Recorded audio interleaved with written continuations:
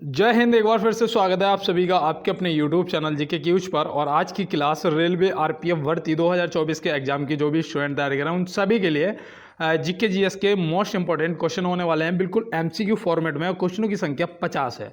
तो चलते हैं दोस्त अपने क्लास में। और यहाँ पे आप देख रहे होंगे कांस्टेबल या सब इंस्पेक्टर आपने किसी भी पोस्ट के लिए अप्लाई किया है तो ये क्लास आपके लिए मोस्ट इंपॉर्टेंट साबित होने वाली है। तो यहाँ पे देखिएगा, पहले तो ये मेरे वो सभी भाई हैं, जैसे कि यहाँ पे अंकित गुजर कह रहे हैं कि अनुच्छेद तो एक भी याद नहीं रहता है सर। भाई देखो यार, याद करने पड़ेंगे और याद तभी होंगे। मैं आपको एक फ्री हिट देता हूँ, आप क्या करेंगे, लिखना स्टार्ट कर दो। जितना भी बताता हूँ उनको सबको नोट करते जाओ, आपको याद होना स्टार्ट हो जाएगा। मैं सही बता रहा हूँ। और यहाँ पे देखो ये नीतीश भाई कह रहे हैं पीडीएफ वांट। तो पीडीएफ के लिए आपको मैंने बोला है भाई, आप कमेंट बॉक्स में बोले हो तो मैं आपको टेलीग्राम का लिंक शेयर कर दूंगा, वहाँ से आप पीडीएफ डाउनलोड कर लेना। और साथ में आपको क्या करना है, देख लेना उस वहाँ पे किसी ने मुझे पीडीएफ के लिए पहले अगर बोला है तो आपको टेलीग्राम का लिंक मिल जाएगा डिस्क उसमें कमेंट बॉक्स में रिप्लाई में, और आप वहाँ से ज्वाइन कर लेना। और बाद बाकी यहाँ पे जितने भी मेरे भाई भाई जैसे दिलीप मिश्रा ए ऑप्शन बता रहे हैं, और यहाँ पे गणेश भैया सर पीडीएफ मिलेगा, इनको मैं लिंक शेयर कर चुका हूँ, आप देख सकते हैं कमेंट बॉक्स में जाके, और वहाँ पे आप ज्वाइन कर लेना भैया। और चलते हैं, देखो यहाँ पे और भी हमारे ये दोस्त हैं बहुत सारे जो मुझे प्रॉपर जैसे लाइफ इज नेचर कह रही हैं। Thank you sir. तो बेटा आपको भी बहुत बहुत धन्यवाद। और मैं यही कहूँगा कि आपका सभी का सिलेक्शन ज़रूर होगा।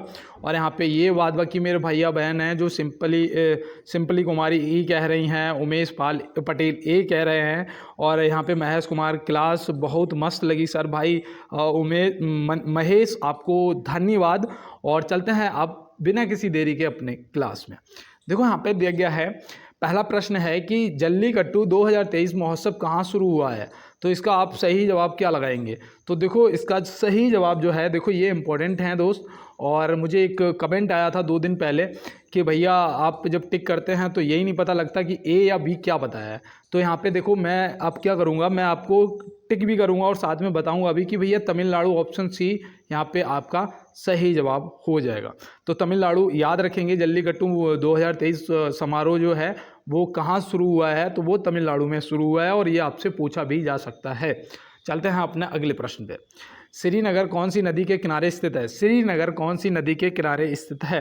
तो नदियों के किनारे स्थित आपसे जरूर पूछे जाएंगे शायद। पहले तो याद रखना, जो श्रीनगर है ना, ये झेलम नदी के किनारे स्थित है। तो ऑप्शन ए हो जाएगा यहाँ पे आपका सही जवाब। और देखो यहाँ पे गंगा नदी दे रखा है, गंगा नदी से आप याद रखना आपका वाराणसी भी गंगा नदी के किनारे है, आपका कानपुर भी गंगा नदी के किनारे है, और आपका हरिद्वार भी और ऋषिकेश, ये सब गंगा नदी के किनारे पड़ते हैं। तो ये तो आपको याद रखने हैं। और गंगा तो भारत की सबसे लंबी नदी है जिसकी लंबाई भी 2525 किलोमीटर है। ये भी याद रखना, 2525 किलोमीटर है, तो ये भी आप याद रखेंगे। यमुना नदी के किनारे आपका देखो दिल्ली है, ठीक है। और आगरा जो आपका है, आगरा, वो भी आप याद रखना, आगरा भी है, तो ये भी आपसे पूछे जा सकते हैं। गोदावरी के किनारे आपका कौन सा शहर स्थित है, बताओ। गोदावरी, तो गोदावरी के किनारे क्या नासिक स्थित है, नासिक, बताओ। और देखो दक्षिण भारत की छोटी गंगा जो है, दक्षिण भारत की गंगा जो है वो गोदावरी को बोलते हैं, तो ये भी आप याद रखेंगे। और चलते हैं दोस्त अपने अगले प्रश्न की तरफ। देखो यहाँ पे पूछा गया है कि राष्ट्रपति को अध्यादेश जारी करने का अधिकार किस अनुच्छेद में है। भाई मुझे जिसने भी कमेंट किया था अभी कि भैया हमें याद नहीं रहते हैं, तो भाई देखो इसको नोट करो, आप इसको आप नोट करो। और इसका जो सही जवाब है वो याद रखना 1 2 3 123, ऑप्शन सी यहाँ पे हो जाएगा आपका बिल्कुल सही जवाब। आपने ये नोट कर लिया होगा, मुझे ये उम्मीद है आपसे। और देखो यहाँ पे मैं आपको बताऊं, राष्ट्रपति जी का चुनाव पूछा जाता है कि कौन से अनुच्छेद में है। तो राष्ट्रपति जी का जो चुनाव है वो अनुच्छेद 55 में है। चुनाव जो है आपका वो अनुच्छेद 55 में आ जाता है, ठीक है। ये आप याद रखना, हो सकता है पूछ लिया जाए। राष्ट्रपति जी पर महाभियोग की जो कार्रवाई है वो अनुच्छेद 61 में आती है, ठीक है। महाभियोग की जो कार्रवाई है अनुच्छेद 61 में आती है। और जो उपराष्ट्रपति जी का प्रावधान है ना, उनका जो मतलब जिक्र किया गया है, तो वो याद रखना अनुच्छेद 63 में आता है। उपराष्ट्रपति जी जो हैं वो अनुच्छेद 63 में आते हैं, ये भी आप याद रखेंगे। तो यहाँ पे देखो राष्ट्रपति जी से उनका चुनाव जो है 55, महाभियोग 61, और अध्यादेश जारी करने की शक्ति 1 2 3। और देखो यहाँ पे अनुच्छेद 63 जो है वो उपराष्ट्रपति जी का जो प्रावधान है वो आपका अनुच्छेद 63 में आ जाएगा। तो यहाँ से आपको सभी देखो यहाँ पे 4 के 4 मैंने नोट कराए, आप सभी को नोट करेंगे। और चलते हैं दोस्त अपने अगले प्रश्न पे और देखते हैं हमारा अगला क्या है। देखो यहाँ पे बोला गया है साल 2027 के फुटबॉल एशिया कप की मेजबानी कौन सा देश करेगा। देखो ये वेरी वेरी मोस्ट इंपॉर्टेंट है भाई, आप किसी भी एग्जाम की तैयारी कर रहे हो ये आपके लिए मोस्ट इंपॉर्टेंट है। आप एसएससी जीडी, दिल्ली पुलिस या उत्तर प्रदेश पुलिस, बिहार पुलिस, किसी भी एग्जाम की अगर तैयारी कर रहे हैं तो ये आपके प्रश्न इंपॉर्टेंट हैं। अब यहाँ पे आप बताइएगा 2027 की फुटबॉल एशिया कप की मेजबानी कौन सा देश करेगा, तो सही जवाब ऑप्शन सी हो जाएगा। क्या हो जाएगा? ऑप्शन सी, सऊदी अरब। तो ये देखो याद रखना, सऊदी अरब आपका सही जवाब। और यहाँ पे जिसने भी कतर लगाया था तो आपको पता होना चाहिए कतर में जो है ना वो 2023 वाला हुआ था, 2023 वाला जो है वो कतर में हुआ था, और 2027 का जो फुटबॉल एशिया कप है वो सऊदी अरब में होगा। तो यहाँ पे देखो याद रखना है दोस्त। और चलते हैं अपने अगले प्रश्न की तरफ। किस प्रदेश में नामदफा राष्ट्रीय उद्यान है? किस प्रदेश में नामदफा राष्ट्रीय उद्यान है? और आज की क्लास में हर जगह से आपको हर टॉपिक से क्वेश्चन मिलने वाले हैं, तो क्लास को पूरा देखना है। और यहाँ पे जो प्रश्न का सही जवाब है वो आपका हो जाएगा अरुणाचल प्रदेश, जो कि ऑप्शन ए में दिया गया है। अरुणाचल प्रदेश यहाँ पे आपका सही जवाब हो जाएगा। तो ये आपको याद रहेगा ना। और देखो उत्तर प्रदेश में आपका दुधवा नेशनल पार्क जो है वो सबसे ज़्यादा पूछा जाता है। दुधवा नेशनल पार्क ये उत्तर प्रदेश में है, तो ये भी आप याद रखेंगे, ठीक है। असम में आपका कौन सा है? असम में, तो असम में आपका काजीरंगा है। काजीरंगा जो है वो आपका कहाँ पर है? तो काजीरंगा आपका असम में है, तो ये भी आप याद रखेंगे। उत्तराखंड में कौन सा है तो आप बताइएगा। क्या जिम कॉर्बेट नेशनल पार्क कहाँ पर स्थित है? आप कमेंट बॉक्स में बताएंगे, ठीक है। जिम नेशनल कॉर्बेट पार्क जो है वो कहाँ पर स्थित है आप कमेंट बॉक्स में बताएंगे। और देखो मैंने आपको 3 बताए हैं, एक आप मुझे प्लीज़ बताइएगा। और देखो यहाँ पे प्रश्न दिया गया है आनुवांशिक संबंधित प्रयोग के लिए मेंडल ने किस पौधे का चुनाव किया था? ये भाई आपका देखो एसएससी जीडी में भी पूछा गया, आर्मी अग्निवीर में भी पूछा गया है, दिल्ली पुलिस में भी पूछा जा चुका है ये प्रश्न, और ये रेलवे ग्रुप डी में भी पूछा गया था। अब यहाँ पे आप इस प्रश्न का सही जवाब दीजिएगा। तो याद रखना वो था मटर, ऑप्शन ए हो जाएगा यहाँ पे आपका बिल्कुल सही जवाब। और देखो जो दोस्त मुझे कल कह रहे थे कि भैया ऑप्शन क्लियर कराया करो, तो ठीक है दोस्त, अब मैं देखो राउंड सर्कल बना देता हूँ, ठीक है। अब तो कोई दिक्कत नहीं होनी चाहिए आपको यार। और देखो यहाँ पे दिया है व्हेल में श्वासन किस अंग में होता है? जो व्हेल मछली है उसका श्वासन किस अंग में होता है? तो आप यहाँ पे क्या बताएंगे? गिल, गलफड़ा या त्वचा या फेफड़ा? तो याद रखना फेफड़े आपका सही जवाब ऑप्शन डी हो जाएगा। देखो मानव में कितने चैम्बर होते हैं? 4 होते हैं। मानव में 4 होते हैं। मेढक में कितने होते हैं? मतलब हृदय में चैम्बर, हृदय के जो भाग होते हैं, कोष्ठ होते हैं, वो 4 होते हैं। और मेढक में कितने होते हैं? 3 होते हैं। और मछली में कितने होते हैं? मछली में शायद 2 होते हैं। लेकिन जो व्हेल है ना वो स्तनधारी होती है, स्तनधारी होती है ना, तो 4 होते हैं। तो वो अपनी फेफड़ों से सांस को लेती है। तो ऐसे याद रखना दोस्त। और चलते हैं अपने अगले प्रश्न की तरफ। देखो यहाँ पे दिया गया है मेढक किस वर्ग का जंतु है? मेढक जो है वो किस वर्ग का जंतु है? तो मेढक किस वर्ग का जंतु है? तो आप उभयचर, स्तनधारी या सरीसृप क्या लगाएंगे यहाँ पे आपका सही जवाब? अगर यहाँ पे लिखा हुआ आपको मिल जाता एम्फीबिया, एम्फीबिया, तो आप क्या लगाते बताओ? एम्फीबिया अगर ऑप्शन में दे दिया होता तो आप क्या लगाते? तो याद रखना आपका सही जवाब ऑप्शन ए उभयचर हो जाएगा। देखो ये पानी में भी रह सकता है और ज़मीन पे भी रह सकता है ना। तो ये उभयचर ऑप्शन ए आपका यहाँ पे बिल्कुल सही जवाब हो जाएगा। और कल या परसों की क्लास में मुझसे कोई एक्स्ट्रा जो मैं बता रहा था उसमें कोई मिस्टेक हो गई थी, तो उसके लिए यार सॉरी। मुझे एक भाई ने कमेंट भी किया था, हालांकि मैंने नहीं देख पाया कि क्या उसमें मिस्टेक है, लेकिन अगर कुछ हुई है तो उसके लिए माफ़ी चाहते हैं और आप उसे सुधार कर लें। देखो यहाँ पे दिया गया है पेंसिल बनाने में प्रयुक्त कार्बन है। पेंसिल बनाने में प्रयुक्त कार्बन कौन सा होता है? तो पेंसिल जो है वो ग्रेफाइट होता है, ग्रेफाइट से बनती है। ऑप्शन ए सही जवाब हो जाएगा। आपने लिखा हुआ देखा भी होगा HVV या फिर HHVV ऐसे करके लिखा होता है ना पेंसिल पे। तो ये क्या होता है? ये कार्बन और जो उसकी हार्डनेस होती है ना उसका मतलब लिखा होता है। देखो यहाँ पे दिया गया, मैं बताऊंगा कल आपको पूरा डिटेल में बता दूंगा। देखो यहाँ पे दिया गया है कि किस भारतीय मूल की लेखिका का पहला उपन्यास बुकर प्राइज लॉन्ग लिस्ट में शामिल हुआ है?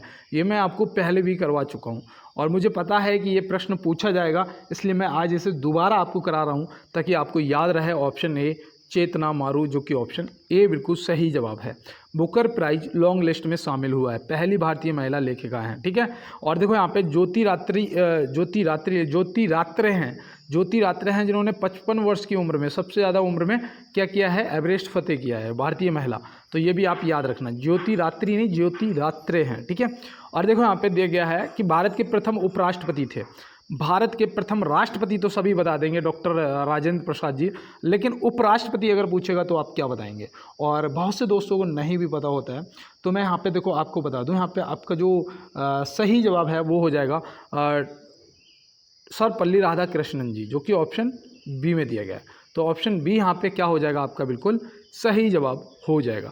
याद रहेगा ना, देखो ये थे आपके राष्ट्रपति जी पहले, ये आपके उपराष्ट्रपति जी पहले, ठीक है। और आपको यहाँ पे मैं बताऊँ, यहाँ पे और भी आपको देखना है, जैसे कि यहाँ पे जवाहरलाल नेहरू जी दे रखा है, तो ये थे पहले प्राइम मिनिस्टर। ये कौन थे, पहले प्राइम मिनिस्टर थे, तो ये भी आप याद रखेंगे। और चलते हैं दोस्त अपने अगले प्रश्न की तरफ।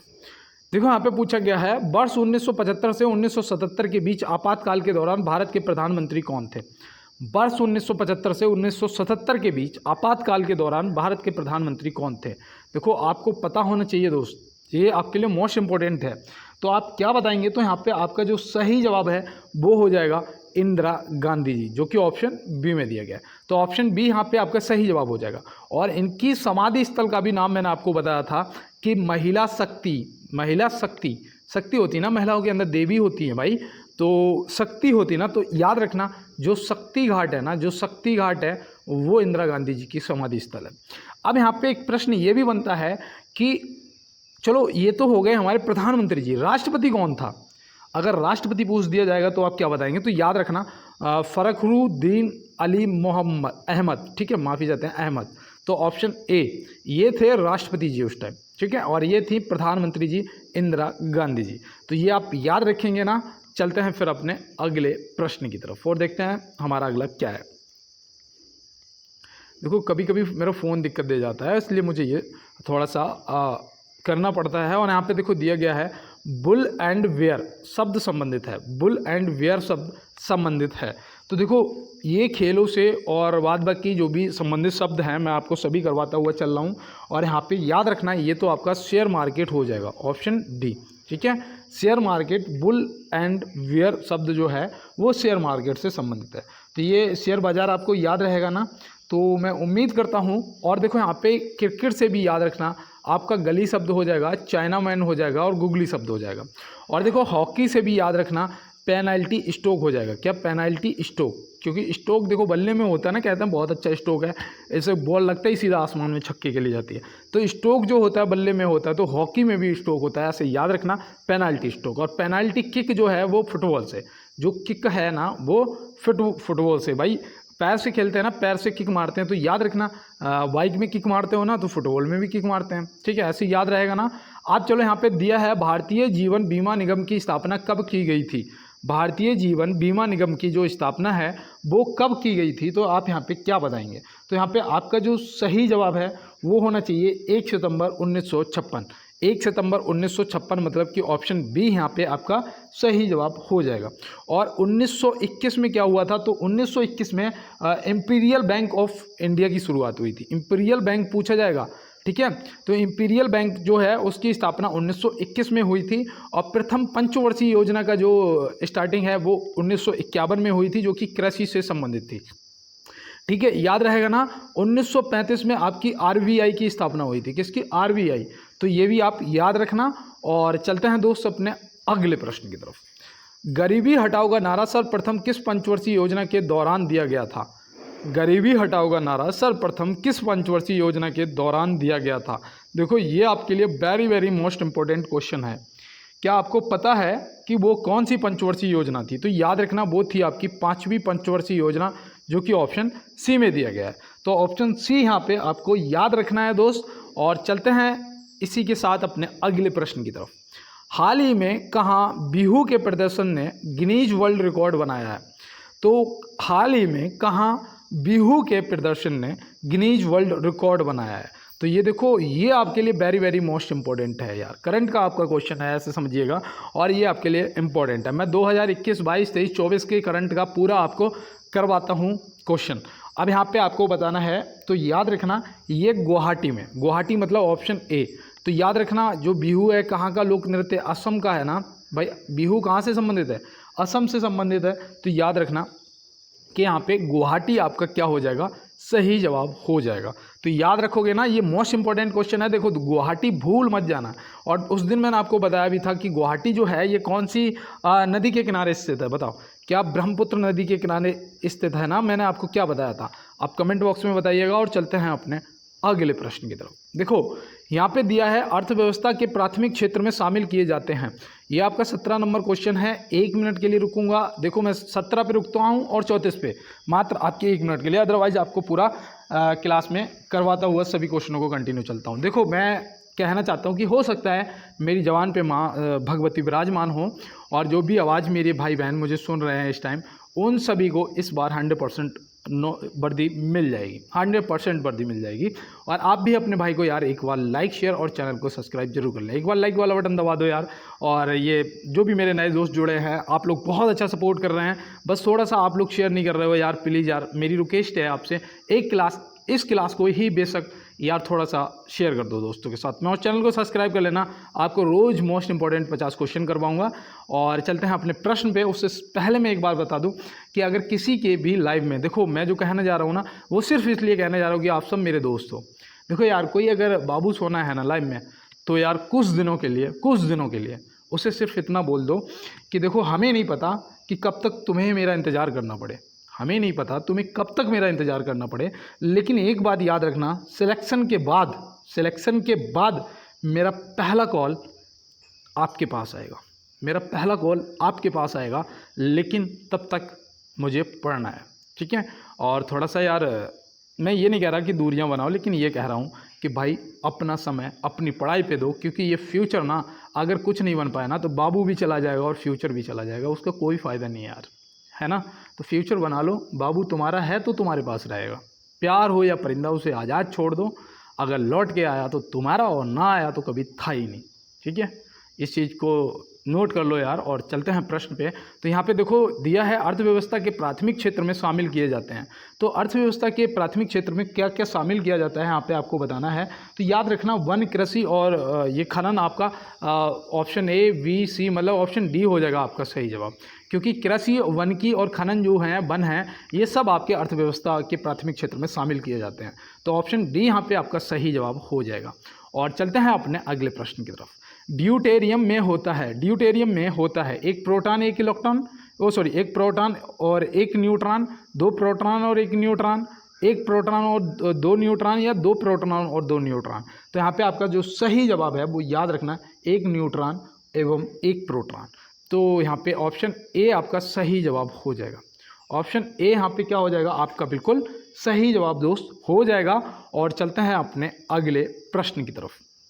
देखो यहाँ पे बोला गया है किस राज्य सरकार ने चिरंजीवी व्यवस्था बीमा योजना शुरू की है। किस राज्य सरकार ने चिरंजीवी स्वास्थ्य बीमा योजना शुरू की है। तो स्वास्थ्य बीमा योजना, चिरंजीवी स्वास्थ्य बीमा योजना किस राज्य ने शुरू की है। तो ये देखो आपकी योजनाएं भी पेपर में पूछी जाएंगी और मैं योजनाओं से भी आपको क्वेश्चन कराऊंगा। तो यहाँ पे ऑप्शन बी आपका सही जवाब राजस्थान हो जाएगा। क्या हो जाएगा, राजस्थान जो है वो आपका सही जवाब हो जाएगा। तो चलते हैं फिर अपने अगले प्रश्न की तरफ। और पीडीएफ के लिए मैंने बोला है ना, कमेंट बॉक्स में बोल देना। और अगर किसी ने कमेंट बॉक्स में पहले ही पीडीएफ टाइप कर रखा हो तो मैंने एक लिंक शेयर किया होगा, ठीक है, और वो टेलीग्राम का लिंक होगा ग्रुप का, आप जाके ग्रुप को ज्वाइन कर लेना। वहाँ पे जो पहले की क्लास है लगभग 10 पीडीएफ आपको पहले की मिल जाएंगी, और बाद बाकी अब जो कंटिन्यू क्लास हो रही हैं सभी का पीडीएफ आपको मिल जाएगा। पहले मेरा फ़ोन थोड़ा दिक्कत दे रहा था, लेकिन मैं सही बताऊँ ईमानदारी से 5 रुपये में पीडीएफ बनवा लेता हूँ, ठीक है। और देखो चलते हैं अपने प्रश्न की तरफ। देखो यहाँ पे दिया है सोते समय रक्तदाब में क्या परिवर्तन होता है। सोते समय रक्तदाब में क्या परिवर्तन होता है। तो यहाँ पे आप क्या बताएंगे, यहाँ पे क्या होगा आपका सही जवाब। तो देखो रक्तदाब जो है ना वो सोते समय क्या हो जाता है, वो घट जाता है। तो यहाँ पे याद रखना रक्तचाप कम हो जाता है, मतलब ऑप्शन ए आपका सही जवाब हो जाएगा। और चलते हैं अपने अगले प्रश्न की तरफ। और देखो मैं बताऊं रक्तचाप से एक चीज़ याद आई कि अगर किसी को दिल से संबंधित कोई दौड़ा वगैरह या कोई ऐसी समस्या हो ना, घर में कोई ब्लड प्रेशर का मरीज हो, तो उसे बोलना कि आप लेफ़्ट साइड, मतलब ये ऐसे मान लो कि ये आपका राइट है, ठीक है, और ये आपका लेफ्ट है। तो आपको क्या करना है, उनको बोलना है कि लेफ्ट साइड करवट लेके सोया करें, ठीक है, लेफ्ट साइड। ज़्यादा देर नहीं सो पाओगे, मुझे पता है, राइट साइड आप बहुत देर तक सोते रहेंगे, लेकिन लेफ्ट साइड नहीं सो पाते हैं। तो उनको बोलना है कि लेफ्ट साइड करवट लेके सोया करें, तो उससे क्या होता है ना, ब्लड प्रेशर मेंटेन रहता है और इस टाइप की कोई भी दिक्कत नहीं होती है, ठीक है। अब देखो यहाँ पे दिया है कोंकण रेलवे जोड़ती है, कोंकण रेलवे जो है वो किसे किसे जोड़ती है, तो यहाँ पे आपका सही जवाब जो है वो क्या होगा, तो यहाँ पे जो सही जवाब है वो आपका हो जाएगा मंगलुरु और यहाँ पे मंगलौर, मतलब कोलकाता और मंगलौर, ठीक है, या मुंबई और मंगलौर। तो यहाँ पे आपका सही जवाब रोहा मंगलौर, मतलब कि यहाँ पे ऑप्शन डी जो है वो आपका सही जवाब हो जाएगा, मुंबई और मंगलौर आपका सही जवाब हो जाएगा, ठीक है। और ये प्रश्न देखो, रेलवे से संबंधित प्रश्न भी आपसे पूछे जाएंगे, तो यहाँ पे दोस्त धोखा नहीं खाना है, ठीक है, मुंबई और मंगलौर आपका सही जवाब हो जाएगा। तो चलते हैं अपने अगले प्रश्न की तरफ। देखो यहाँ पे दिया है सिमलीपाल बायोस्फीयर रिजर्व कहाँ स्थित है, तो सिमलीपाल बायोस्फीयर रिजर्व कहाँ स्थित है, तो सिमलीपाल सीधे से याद रखना है आपको, ये आपका कहाँ पर है बताओ, उड़ीसा में है ना, तो ऑप्शन ए लगा देना, ठीक है भैया। यहाँ पे जो आपका सिमलीपाल बायोस्फीयर रिजर्व स्थित है वो आपका कहाँ पर है, उड़ीसा में है, ठीक है।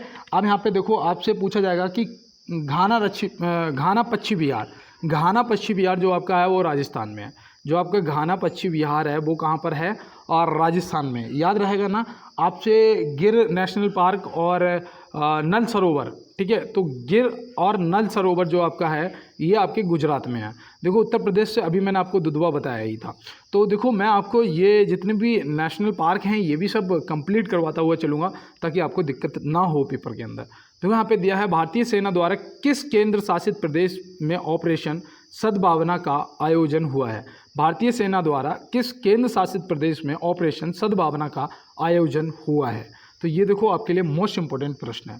तो यहाँ पे बताइएगा, यहाँ पे आपका जो सही जवाब है वो याद रखना, वो हो जाएगा आपका लद्दाख, ऑप्शन सी आपका सही जवाब हो जाएगा। देखो लद्दाख में क्या एक जो टैंक वगैरह की रिपेयरिंग का जो है वो भी तो स्टार्ट हुआ है ना भारतीय सेना का, तो वो भी पूछा जाएगा, वो भी याद रखना, मैं पहले आपको करवा चुका हूँ। और देखो यहाँ पे दिया है निम्नलिखित में रबी की फसल कौन सी है, रबी की फसल और खरीफ की फसल एक्चुअली हम लोगों को याद नहीं रहती, लेकिन हम आई एम देसी फ्रॉम गाँव वाले हैं, खेती करते हैं, तो हम लोगों को एक ट्रिक से याद रहता है। ट्रिक पता क्या है, देखो ट्रिक है कि जैसे कि गेहूँ है, ठीक है, गेहूँ कब बोया जाता है, गेहूँ अभी जब सर्दियाँ आ जाएंगी ना तभी तो बोया जाएगा और फिर गर्मियों में कटेगा, ठीक है। तो ऐसे ही याद रखना, आलू भी सर्दियों में ज़मीन में बोया जाता है, और अब फिर गर्मी आने के लगभग फरवरी से स्टार्ट हो जाता है, जनवरी से, ठीक है। अब देखो यहाँ पे चना मसूर ये भी आ जाते हैं, तो ऑप्शन डी यहाँ पे आपका क्या हो जाएगा, सही जवाब। तो याद रखना गेहूँ, मटर, राई और आलू, चना, मसूर ये सभी जो है आपकी रबी की फसलें हैं। तो ये आप देखो ये याद रखना दोस्त, पूछा जाएगा, खरीफ की फसलें भी पूछा जाएगा, इसीलिए मैंने आज रबी और खरीफ दोनों लेके आया हूँ कि भाइयों को बिल्कुल कंफर्म करवा दूंगा। अब यहाँ पे देखो खरीफ की फसल आपकी चावल भी है, मक्का भी है और सोयाबीन भी है, ठीक है। तो यहाँ पे ये चावल, मक्का और सोयाबीन ये सभी आपकी खरीफ की फसलें हैं। तो ये आपको याद रखना है कि धान भी आपका हो जाएगा और मूंगफली भी हो जाएगी। धान, मूंगफली, मक्का, चावल, सोयाबीन ये सब आपकी खरीफ की फसलें हैं। तो आपको याद रहेगा ना। चलते हैं फिर अपने अगले प्रश्न की तरफ। प्रत्येक वर्ष विश्व अहिंसा दिवस मनाया जाता है, प्रत्येक वर्ष विश्व अहिंसा दिवस मनाया जाता है। तो ये तो मुझे उम्मीद है कि मेरे सभी दोस्तों को पता होगा कि 2 अक्टूबर को मनाते हैं। गांधी जी का जन्म दिवस जो हमारा है 2 अक्टूबर को हम लोग विश्व अहिंसा दिवस के रूप में मनाते हैं। 8 अक्टूबर को क्या मनाते हैं बताओ? 8 अक्टूबर को वायुसेना दिवस मनाते हैं, वायुसेना दिवस मनाते हैं ना। 4 दिसंबर को नौसेना दिवस मनाते हैं ना। और देखो 30 जनवरी को क्या मनाते हैं? शहीद दिवस मनाते हैं। क्योंकि ये क्यों मनाते हैं? देखो 30 जनवरी 1948 को महात्मा गांधी जी को नाथूराम गोडसे ने गोली मार के हत्या कर दी थी। तो इसे याद रखना, हम लोग शहीद दिवस मनाते हैं।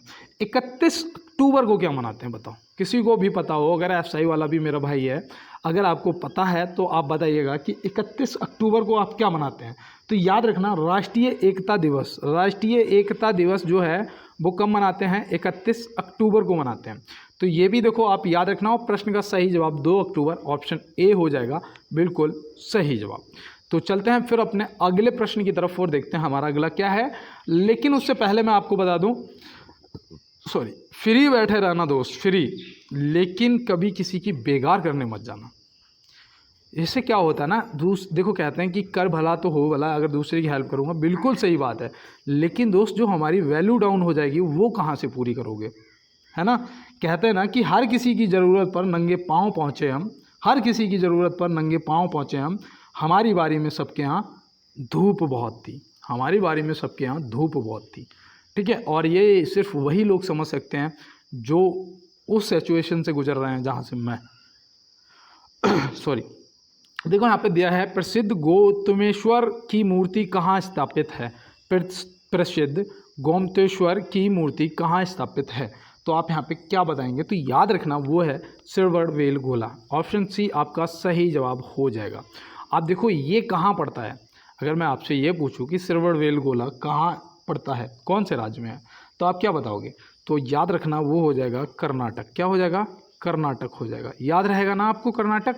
अब देखो बोध गया में क्या हुआ था, बोध गया में ज्ञान की प्राप्ति हुई थी महात्मा बुद्ध को, और सारनाथ में क्या हुआ था, सारनाथ में पहला उपदेश दिया था। क्या किया था, पहला उपदेश दिया था। याद रहेगा ना आपको, तो ये आप याद रखेंगे। तो चलते हैं फिर अपने अगले प्रश्न की तरफ।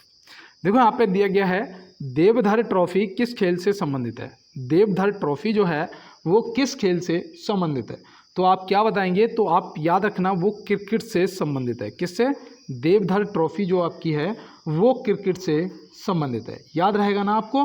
और देखो यहाँ पे और बताऊँ, हॉकी से याद रखना, हॉकी से एक तो आगा खां कप है, ठीक है, आगा खां कप जो है वो आपका हॉकी से संबंधित है, ठीक है। और देखो Sultan Azlan Shah cup, Sultan Azlan Shah cup ये भी आपका हॉकी से संबंधित है।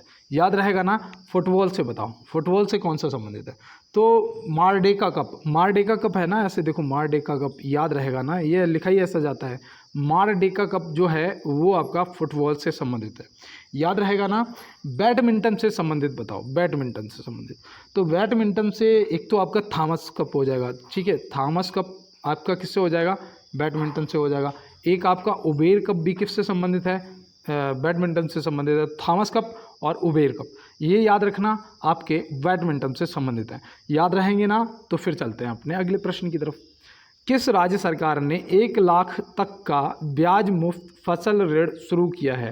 किस राज्य सरकार ने 1 लाख रुपए तक का ब्याज मुफ्त फसल ऋण शुरू किया है, तो यहाँ पे आप क्या बताएंगे। देखो ये सरकारों की जो योजनाएं हैं ये भी आपको याद होनी चाहिए दोस्त, क्योंकि ये भी पूछी जाती हैं। तो आप यहाँ पे क्या बताएंगे, यहाँ पे याद रखना वो राज्य है ओडिशा। ऑप्शन बी यहाँ पे क्या हो जाएगा, आपका सही जवाब हो जाएगा। याद रहेगा ना, ऑप्शन बी ओडिशा बिल्कुल सही जवाब। और चलते हैं दोस्त अपने अगले प्रश्न की तरफ। देखो यहाँ पे बोला गया है, मोहम्मद गौरी द्वारा किसे हराकर भारत में तुर्की राज्य की स्थापना की गई थी। मोहम्मद गौरी द्वारा किसे हराकर भारत में तुर्की राज्य की स्थापना की गई थी, तो आप क्या बताएंगे, तो यहाँ पे आपका सही जवाब हो जाएगा Prithviraj Chauhan. Option A, option A हो जाएगा आपका सही जवाब। और मैं आपको यहाँ पे बताऊँ कि आपने पढ़ा होगा त्राइन का युद्ध हुआ था, त्राइन का हुआ था ना, तो त्राइन का 2 युद्ध याद रखने हैं आपको। एक तो है 1191 जिसमेम क्या किया था, मोहम्मद गौरी हारा था और पृथ्वीराज चौहान ने उसे जिंदा छोड़ के गलती कर दी थी। और दूसरा है 1192 जिसमें मोहम्मद गौरी जीत गया, और उसने फिर तो आपको पता ही है कि ये लोग तो यहाँ सिर्फ लूटने के लिए आए थे, जितने भी गौरी औरी थे, ये बाबर आवर, ये सब क्या थे, ये सब लुटेरे थे, ये सिर्फ भारत को लूटने आए थे, ठीक है। तो चलते हैं फिर अपने अगले प्रश्न की तरफ। और हम लोगों के अंदर एक सबसे बड़ी समस्या है कि हम लोगों के अंदर दया आ जाती है कि यार किसी की हम जान नहीं लेंगे, है ना। तो ये बस इसी वजह से हम लोग एक्चुअली में हम लोगों को दिक्कत उठानी पड़ती है। और देखो यहाँ पे दिया गया है कि शब्द बटरफ्लाई स्ट्रोक किस खेल से संबंधित है। शब्द बटरफ्लाई स्ट्रोक जो है वो किस खेल से संबंधित है, तो याद रखना ये जब बटरफ्लाई की बात आती है ना, तो याद रखना ये आपका तैराकी हो जाएगा। और ये देखो पूछा जाता है, ये आपका ग्रुप डी में पूछा गया था, ये बटरफ्लाई स्ट्रोक जो है ये आपका पूछा गया था। और याद रखना तैराकी। और देखो जब युद्ध अपनों से हो तो हार जाना ही अच्छा होता है, और जब कोई लुटेरा आए तो फिर क्या करना चाहिए। तो सभी को पता है कि यार युद्ध, देखो कहते हैं ना कि व्यर्थ नहीं है जीवन मेरा, मैं भी रण में लड़ा हुआ हूँ। व्यर्थ नहीं है जीवन मेरा, मैं भी रण में लड़ा हुआ हूँ, पीछे हट जाते हैं लोग जहाँ से, पीछे हट जाते हैं लोग जहाँ से, वहाँ मैं हौसलों के दम पर खड़ा हुआ हूँ। ठीक है, तो याद रखना है दोस्त, हौसले बरकरार रखने और युद्ध को जीतना है। ये एक युद्ध अपने विरुद्ध, ठीक है, ये जो युद्ध है ये किसी के खिलाफ नहीं, ये खुद के खिलाफ है, क्योंकि हमें वर्दी चाहिए, हम वर्दी के दीवाने हैं, और वर्दी तो यार सपनों में भी आती है, मैं सच बता रहा हूँ। और यहाँ पे देखो दिया गया है, तारापुर नाभिकीय ऊर्जा संयंत्र कहाँ स्थित है। तारापुर नाभिकीय ऊर्जा संयंत्र जो है वो कहाँ स्थित है, आपको पता होना चाहिए कि तारापुर कहाँ है, बताओ। तारापुर नाभिकीय ऊर्जा संयंत्र जो है वो आपका महाराष्ट्र में स्थित है। कहाँ पर, महाराष्ट्र। ऑप्शन ए क्या हो जाएगा, सही जवाब हो जाएगा। तो ये आपको याद रहेगा ना। अब देखो ये बताऊँ, पहला था ना भारत का नाभिकीय ऊर्जा संयंत्र, ये कब स्थापित किया गया था, ये भी प्रश्न बनता है। तो याद रखना ये 1600 लिख रहा हूँ, 1969 में। कब किया गया था, 1969 में किया गया था। तो ये भी आप याद रखेंगे, रहेगा ना याद। फिर चलते हैं अपने अगले प्रश्न की तरफ। देखो यहाँ पे दिया गया है, स्विट्जरलैंड की मुद्रा का नाम क्या है। मैंने उस दिन कहा था ना कि मुद्राएं याद कर लेना, वो भी पूछी जाएंगे और राजधानियाँ भी पूछी जाएंगी। तो देखो स्विट्जरलैंड की जो मुद्रा है वो है स्विस फ्रांक। ऑप्शन ए यहाँ पे सही जवाब हो जाएगा, याद रहेगा ना। स्विस फ्रांक जो है स्विट्जरलैंड की मुद्रा का नाम है, याद रहेगा ना। देखो इंडोनेशिया, यहाँ पे रुपया लिखा है ना, रुपया देख के मुझे याद आ गया, क्योंकि रुपया लिखा होता रुपया, तो रुपया तो हमारे भारत का है, ठीक है, लेकिन रुपया जो है वो कहाँ का है, तो वो याद रखना इंडोनेशिया का है। कहाँ का है, इंडोनेशिया का मुद्रा जो है वो रुपया है। और जो यूरो है, यूरो दे रखा है ना, यूरो बताओ कहाँ की है, तो यूरो जो है वो है ऑस्ट्रिया की। कहाँ की है, ऑस्ट्रिया की। तो याद रखना ये आपकी ऑस्ट्रिया हो जाएगी। ऑस्ट्रिया की जो राजधानी है वो वियना है, मैंने उस दिन बताया था ना। और ऑस्ट्रेलिया की कैनबरा है ना। और यहाँ पे देखो ऑप्शन डी में जो नाम दे रखा है डूल ट्रम जो है ये कहाँ की मुद्रा है। भैया एसआई वालों, मैं आपसे ये उम्मीद करता हूँ कि आप मुझे ज़रूर बताएंगे, ठीक है। और चलते हैं अपने अगले प्रश्न की तरफ। देखो छत्तीसगढ़ राज्य की राजधानी है, छत्तीसगढ़ राज्य की राजधानी है, छत्तीसगढ़ राज्य की राजधानी। और जो मुद्रा मैंने बताई है ना वो याद रखना भारत के आसपास की ही है, ठीक है। ये आपको हिंट देता हूँ कि ये हमारा भारत है और ये आसपास की ही किसी राज्य मतलब देश की मुद्रा का नाम है, ठीक है। ऐसा नहीं है कि मैं आपको वहाँ से बता दूं कि आप चले जाओ मिस्र चले जाओ, तो मिस्र की नहीं है, ठीक है। ये हमारे भारत की है, भारत की मतलब भारत की नहीं, भारत के आसपास की। अब मुझे बताना किस देश की है। छत्तीसगढ़ राज्य की राजधानी है, छत्तीसगढ़ राज्य की राजधानी आप क्या बताएंगे, तो याद रखना छत्तीसगढ़ की आपकी रायपुर हो जाएगी। ये तो बिल्कुल सही जवाब किया होगा सभी ने, ठीक है। पणजी बताओ कहाँ की है, पणजी जो है ये कहाँ की है, तो याद रखना ये आपके गोवा हो जाएगा। कहाँ की है, गोवा की है, ठीक है, याद रहेगा ना। अब देखो जयपुर जो आपकी है ये राजस्थान मतलब कि आरजे और राजस्थान हो जाएगा। कोहिमा जो है, कोहिमा ये नागालैंड हो जाएगा। कोहिमा कहाँ की है, नागालैंड की है। अब चलो इम्फाल बताओ, इम्फाल जो है ये कहाँ की राजधानी है, बताओ। इम्फाल जो है ये आपकी मणिपुर हो जाएगा, क्या, मणिपुर। और देखो अरुणाचल ईंटा पाथेंगे मतलब कि अरुणाचल प्रदेश की कौन सी हो जाएगी, ईटानगर जो है अरुणाचल प्रदेश की हो जाएगी। तो सभी राजधानियाँ उनके राज्यपाल और उनके मुख्यमंत्री याद कर लेना, पूछा जाएगा। और देखो यहाँ पे दिया है कि भारत के खाद्य सुरक्षा और मानक प्राधिकरण का मुख्यालय कहाँ है। भारत के खाद्य सुरक्षा और मानक प्राधिकरण का मुख्यालय कहाँ स्थित है, तो आप क्या बताएंगे, जिसे बोलते हैं फैसई बोलते हैं ना, लिखा हुआ मिला होगा आपको। जो भी खाने पीने का आइटम लाते हो ना उस पर लिखा होता है फैसई, तो यहाँ पे फैसई की बात हो रही है। तो फैसई का जो मुख्यालय है ना वो नई दिल्ली में है। कहाँ पर है, नई दिल्ली। ऑप्शन सी यहाँ पे सही जवाब। अगर इसकी स्थापना की बात करें तो कब हुई थी, बताओ इसकी स्थापना कब हुई थी, तो याद रखना यार ये 2006 में हुई थी। कब हुई थी, 2006 में हुई थी। और चलते हैं, देखो यहाँ पे 35 हो गया क्वेश्चन और 1 मिनट के लिए रुकूंगा और मैं यही कहूँगा। देखो यहाँ पे प्रश्न का जवाब तो ये है कि यार जितने भी दोस्त मुझे नए पुराने सुन रहे हैं, देख रहे हैं, यार आप लोगों का थोड़ा सा सपोर्ट कम हो गया है। मैं ग्राफ को देख के बता सकता हूँ मेरा ग्राफ यूँ पहुँच गया है और इसको जब तक आप लोग शेयर नहीं करोगे यार ये यहाँ से उठ के नहीं जाएगा ऊपर। और मैं यार देखो मुझे ना डिमोटिवेट होने लगता हूँ, मुझे लगने लगता है यार मैं कितना कर रहा हूँ अपने भाई बहनों के लिए यार, और ये लोग यार थोड़ा सा शेयर नहीं कर रहे हैं यार। आप यार लाइक और शेयर कर दो यार, क्या आपका क्या जा रहा है, 1 रुपया तो जा नहीं रहा है ना। चलो मैं गोलगप्पे भी खिला दूँगा आपको, ठीक है, लेकिन यार शेयर कर देना यार, और कमेंट बॉक्स में बता देना जो भी बताएगा। मैं गोलगप्पे पक्का आपका सिलेक्शन हो जाएगा, 20 रुपये का खिलाऊंगा। ठीक है, देखो यहाँ पे दिया है कि जापान की खाई किस महासागर में स्थित है। जापान की खाई जो है वो किस महासागर में स्थित है, तो आपको पता होना चाहिए कि यह है प्रशांत महासागर, जिसे खाई को क्या ट्रांच भी बोलते हैं ना, ट्रांच, है ना। तो ये आपके प्रशांत महासागर, ऑप्शन ए हो जाएगा यहाँ पे बिल्कुल सही जवाब। सबसे गहरा सबसे बड़ा याद रखना है ऐसे यार। और देखो यहाँ पे दिया है कि सर्विसेज ने संतोष ट्रॉफी 2024 में किसे हराकर 7वीं बार संतोष ट्रॉफी का खिताब जीता है। किसे हराकर 7वीं बार संतोष ट्रॉफी का खिताब जीता है सर्विसेज ने, तो आप यहाँ पे क्या बताएंगे। तो ये देखो आपके लिए मोस्ट इंपॉर्टेंट है, याद रखना, गोवा। गोवा हो जाएगा ऑप्शन बी बिल्कुल राइट जवाब। क्या हो जाएगा, गोवा हो जाएगा प्रश्न का राइट जवाब। तो चलते हैं फिर अपने अगले प्रश्न की तरफ। विश्व में कोयले का सबसे ज़्यादा उत्पादन करता है, विश्व में कोयले का सबसे ज़्यादा उत्पादन कौन करता है। तो याद रखना ये कौन करते हैं, ये चिंगमिंग मतलब कि चीन, ऑप्शन डी याद रहेगा ना। और रुई का ऊन का ऑस्ट्रेलिया करता है, और भारत चीनी मतलब यार कहते हैं ना सबसे ज़्यादा गन्ना ही भारत में होता है, याद रखोगे ना। तो फिर चलते हैं अपने अगले प्रश्न की तरफ। लाल सागर भूमध्य सागर से किस नहर के द्वारा जुड़ा होता है। लाल सागर जो है वो भूमध्य सागर से किस नहर के द्वारा जुड़ा होता है। तो आप यहाँ पे क्या बताएंगे मेरे हीरो, बिल्कुल सही जवाब। तो याद रखना वो हो जाएगा स्वेज नहर, ऑप्शन बी आपका बिल्कुल सही जवाब हो जाएगा।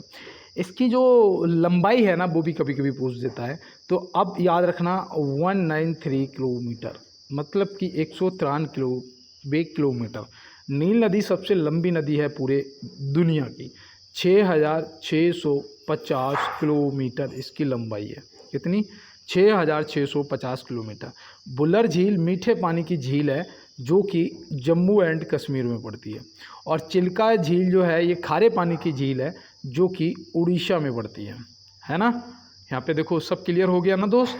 आप देखो क्या समझ में नहीं आया आपको, मुझे तो नहीं लगता कि आप कुछ डाउट रह गया होगा। और देखो यहाँ दिया है विश्व का सबसे गहरा गर्त है, विश्व का सबसे गहरा गर्त, ये भाई आपके आरआरबी में पूछा गया था। तो याद रखना मारियाना गर्त, ऑप्शन ए बिल्कुल सही जवाब हो जाएगा। ऑप्शन ए जो यहाँ पे है आपका क्या हो जाएगा, बिल्कुल सही जवाब हो जाएगा। तो चलते हैं फिर अपने अगले प्रश्न की तरफ। द्वितीय पंचवर्षीय योजना में किस क्षेत्र के विकास पर सर्वाधिक बल दिया गया था।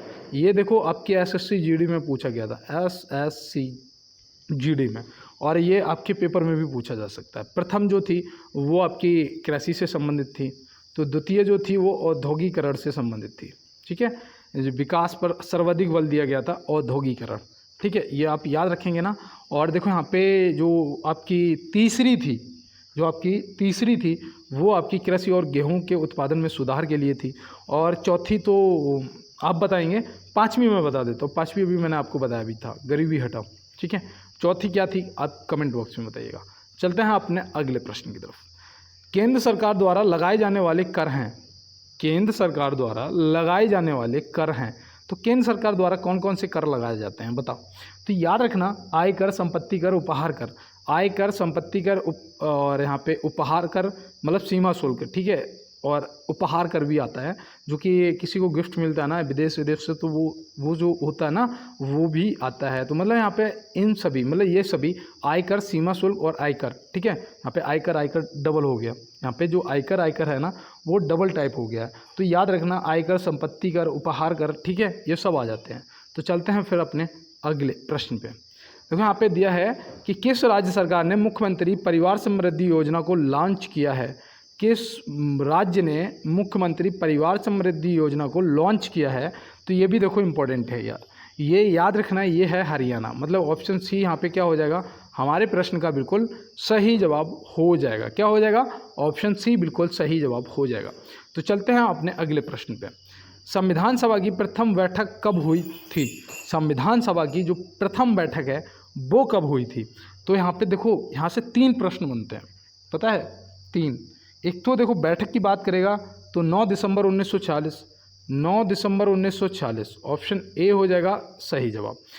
और देखो संविधान सभा ने कब अपनाया था संविधान को, तो 26 नवंबर 1949 को। लेकिन जब लागू हुआ था संविधान पूछा जाएगा कब लागू हुआ था, तो 26 जनवरी 1950 ये लागू हुआ था। ठीक है, याद रहेगा ना, ये लागू हुआ था, अपनाया था मतलब कि 26 नवंबर 1949 को। और ये बैठक पहली जो हुई थी वो 9 दिसंबर 1940 को हुई थी, और इसे बनाने में 2 वर्ष 11 माह 18 दिन का समय लगा था। कितना? 2 वर्ष 11 माह 18 दिन का समय लगा था। और देखो अभी कुछ चेंजमेंट हुए हैं ना, 3 नए कानून आ गए, 3 नए कानून जो कि 1 तारीख मतलब कि आज 1 जुलाई से लागू हो गए हैं। तो ये भी आप याद रखेंगे और वो देख लेना, ठीक है, नहीं तो मैं कल आज खुद समझ के क्या क्या है कल आपको बता दूंगा। ठीक है, और देखो यहाँ पे दिया गया है संविधान सभा ने राष्ट्रीय गान को कब स्वीकार किया। संविधान सभा ने राष्ट्रीय गान को कब स्वीकार किया, तो आप क्या बताएंगे? तो याद रखना 24 जनवरी 1950, 24 जनवरी 1950, 24 जनवरी 1950 मतलब ऑप्शन सी यहाँ पे आपका सही जवाब हो जाएगा। 26 जनवरी मत देखना, 24 जनवरी, ठीक है, याद रहेगा ना। तो फिर चलते हैं अपने अगले प्रश्न की तरफ। देखो यहाँ पे दिया गया है हितोपदेश के लेखक कौन है। हितोपदेश के लेखक कौन है? हितोपदेश के लेखक कौन है? ये आपके आरआरबी में पूछा गया था मेरे भाई। अब आप बताइएगा आप क्या लगाएंगे सही जवाब, अगर ये प्रश्न आपके पेपर में आ गया तो आप लगाएंगे नारायण पंडित जी, जो कि ऑप्शन बी में दिए गए हैं, नारायण पंडित जी। और देखो बाणभट्ट मैं आपको रोज़ बताता हूँ हर्षचरित, क्योंकि देखो ये सब पूछे जाते हैं। हर्षचरित की जो जीवनी है हर्षचरित बाणभट्ट जी ने लिखी थी, तो ये भी आप याद रखेंगे। और देखो गीतांजलि रविन्द्रनाथ टैगोर जी, गीतांजलि याद रखना जरूर पूछी जाएगी। गीतांजलि जो है किसकी रचना है? रविन्द्रनाथ टैगोर जी की, याद रहेगा ना। और गीत गोविंद जो है वो जयदेव की, गीत गोविंद जो है वो जयदेव की है, तो ये भी आप याद रखेंगे। ठीक है, तो चलते हैं अपने अगले प्रश्न की तरफ। देखो यहाँ पे दिया गया है राजराजेश्वर मंदिर स्थित है। राजराजेश्वर मंदिर स्थित है, राजराजेश्वर मंदिर स्थित है, कहाँ पर स्थित है?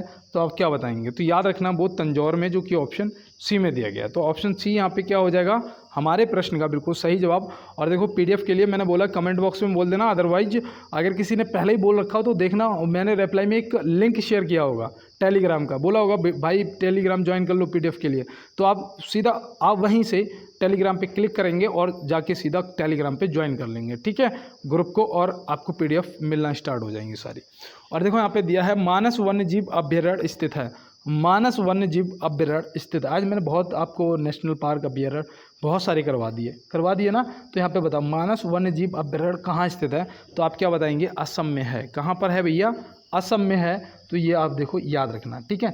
आप यहाँ पे बताओ झारखंड में आपको कोई याद आ रहा हो, झारखंड में, तो याद रखना बेतला राष्ट्रीय पार्क है। कौन सा? बेतला राष्ट्रीय पार्क है। बेतला राष्ट्रीय पार्क आपका झारखंड हो जाएगा। अब यहाँ पे देखो जम्मू और कश्मीर भी दे रखा है। जम्मू और कश्मीर में बताओ कोई, अगर तुम्हें बताओ तो याद रखना जम्मू और कश्मीर में आपका कौन सा है? तो दाचीगाम वन्य जीव अभ्यारण्य जो है, दाचीगाम है ना, याद आ गया भैया, दाचीगाम है। तो दाचीगाम वन्य जीव अभ्यारण्य जो आपका है वो जम्मू कश्मीर में। तो फिर चलते हैं अपने अगले प्रश्न की तरफ। उत्तर रेलवे का मुख्यालय कहाँ है? उत्तर रेलवे का मुख्यालय कहाँ है? देखो लास्ट वाला क्वेश्चन भी आपके लिए इम्पोर्टेंट है।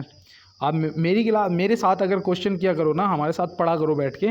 मैं कोई टीचर नहीं हूँ यार, पहली चीज़ मैं स्टूडेंट हूँ, मैं भी तैयारी कर रहा हूँ, आपको भी करवा रहा हूँ, ठीक है। अगर मेरे साथ पढ़ा करो ना, पूरे 50 किया करो यार, बीच में क्लास को छोड़ के मत भगा करो। और जो भी अभी तक जुड़े हैं, मुझे पता है ये सब वो बंदे हैं जो पूरा 50 करते हैं। अब देखो उत्तर रेलवे का जो मुख्यालय है ना, वो पूछा जाएगा, तो याद रखना वो हो जाएगा आपका, यहाँ पे क्या होगा बताओ? उत्तर रेलवे का जो मुख्यालय है वो हो जाएगा नई दिल्ली, जो कि ऑप्शन ए में दिया गया है। नई दिल्ली सही जवाब। चर्च गेट मैंने आपको बताया था ना, चर्च गेट मुंबई बताया था ना, बताओ किसका था? तो याद रखना पश्चिमी रेलवे का था। किसका? पश्चिमी रेलवे का था ना। कोलकाता बताओ, कोलकाता भी बताया था ना, पूर्वी रेलवे का है ना। अब बताओ जयपुर बताओ, उत्तर पश्चिमी रेलवे का, ठीक है, उत्तर पश्चिमी रेलवे का जयपुर हो जाएगा। याद रहेगा ना सब? देखो भूल मत जाना, ठीक है। तो चलते हैं फिर अपने अगले प्रश्न की तरफ। भारत में अब्रक का उत्पादन करने वाला एकमात्र राज्य है। भारत में अब्रक का उत्पादन करने वाला एकमात्र राज्य कौन सा है? इनमें से बताओ। तो याद रखना वो हो जाएगा आपका आंध्र प्रदेश। भाषा के आधार पर बनने वाला सबसे पहला राज्य भी आंध्र प्रदेश ही था। तंबाकू का सबसे ज़्यादा उत्पादन करने वाला भी आंध्र प्रदेश है। और ये देखो 1953 में भारत भाषा के आधार पर बना था, और इसका जो गठन है, जो स्थापना है वो कब हुई थी? 1956 में हुई थी। और देखो यहाँ पे तमिलनाडु बताओ, तमिलनाडु किसका उत्पादन करता है? तमिलनाडु भी पूछा जाता है लिग्नाइट के लिए। लिग्नाइट जो है वो तमिलनाडु हो जाएगा, ठीक है। और देखो रबड़ के लिए आप याद रखना, रबड़ के लिए आपका केरल हो जाएगा, रबड़ के लिए आपका केरल हो जाएगा, याद रहेगा ना। और असम जो है, असम तो सभी को पता है यार, बहुत ज़्यादा चाय बनाता है ना, चाय के लिए आपका असम हो जाएगा। तो मैं उम्मीद करता हूँ, और मैंने कल भी कहा था, अभी भी इस क्लास में भी बोला है कि व्यर्थ नहीं है जीवन मेरा, मैं भी रण में लड़ा हुआ हूँ, पीछे हट जाते हैं लोग जहाँ से, मैं हौसलों के दम पर वहाँ पर खड़ा हुआ हूँ। तो दोस्त बिल्कुल अपने हौसलों की दम पर अपनी मंजिलों को पा लीजिएगा। और अगर क्लास में कोई मुझसे गलती हुई है तो उसके लिए मैं सॉरी, आपसे हाथ जोड़ के माफ़ी मांगता हूं। और आप भी एक बार अपने भाई को यार सपोर्ट कर दीजिएगा, क्लास को लाइक वाला बटन दबा दीजिएगा, और क्लास को यार, इस क्लास को वायरल कराना, शेयर कर देना, ठीक है। अपना इंस्टाग्राम, टेलीग्राम जो भी चलाते हो, व्हाट्सएप वगैरह, फेसबुक, वहाँ पे इसकी लिंक को शेयर कर दो यार। क्लास अपने दोस्तों के साथ में एक बार यार शेयर कर दो, किसी भी ग्रुप में आप कर दो। देखो मैं आपको सभी को PDF तो यार वैसे भी दे देता हूँ ना। और आप यार ज़्यादा से ज़्यादा यार क्या करोगे, सब्सक्राइब कर लेना, ठीक है। आप सब्सक्राइब कर लेना, 50 क्वेश्चन आपको रोज़ मिलेंगे। और दोस्त मिलते हैं नेक्स्ट क्लास में नेक्स्ट प्रश्नों के साथ में। तब तक के लिए मेरे सभी फ्यूचर फौजियों को मेरा जय हिंद।